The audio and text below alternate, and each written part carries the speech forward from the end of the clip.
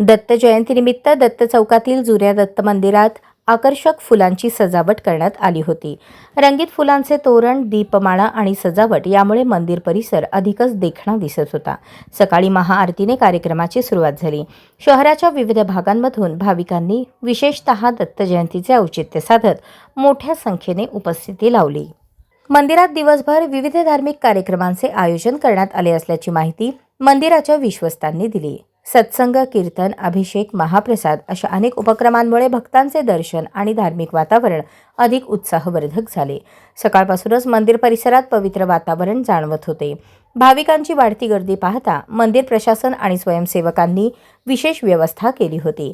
दर्शन रांगा सुव्यवस्थितपणे हलवण्यासाठी स्वयंसेवक तैनात करण्यात आले होते. तसेच पिण्याचे पाणी आणि प्रसादाचीही योग्य व्यवस्था करण्यात आली.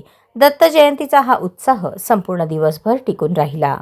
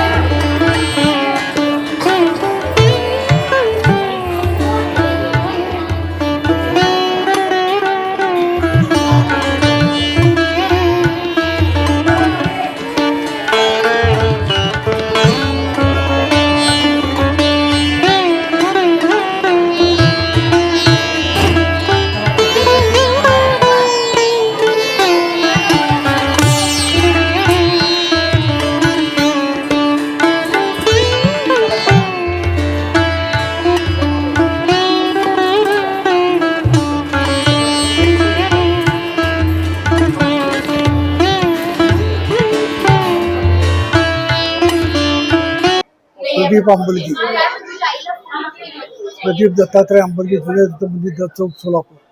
सकाळी लघुरुद्र अभिषेक, त्यानंतर गुरुचरित्र पोथी वाचन,